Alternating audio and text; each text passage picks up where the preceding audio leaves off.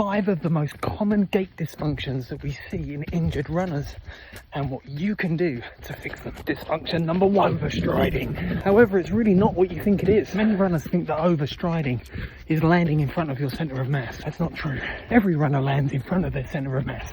Sprinters, endurance runners, we all do. What's commonly thought as overstriding is actually understriding. There's 14 phases to the gait cycle. To have a good functioning gait, you need to be achieving all 14 of those phases. Remember, when we're running, our legs have to change direction while they're in the air so that we land on a backward traveling leg, propelling us forwards. Many injured runners land before they pull the leg back, or even worse, as the leg is traveling forwards. Both of those situations will eventually end up with severe injuries. Dysfunction number 2, walk or run like Donald Duck. Your feet point outwards.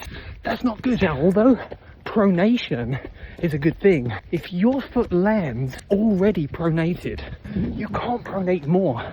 That's when you get injured. Dysfunction number 3, you're leaning too far forwards. Contrary to popular belief, running isn't simply just leaning forwards and then jumping from one foot to the next. Research has actually shown that an excessive forward lean is actually very, very damaging. Dysfunction number 4, your pelvis keeps dropping every time your foot hits the ground. Now, the reason why this happens can be related to point number 1. The other reason for this is that you have an anteriorly tilted pelvis and it is stuck there and it won't move from that position. Dysfunction number 5, it's your head. You run like this. It's commonly seen with point number 4 and also point number 1, because gait dysfunctions very rarely come in one form. And the reason is because everything is so connected within your body. A head that's too far forwards, a pelvis to tilt forwards, and the only option then is to land on a forward traveling leg. Stop yourself from falling over. So how's the sling method going to help me with all of this? Well, it's actually very simple, because we teach you everything you need to know about fixing all of these issues.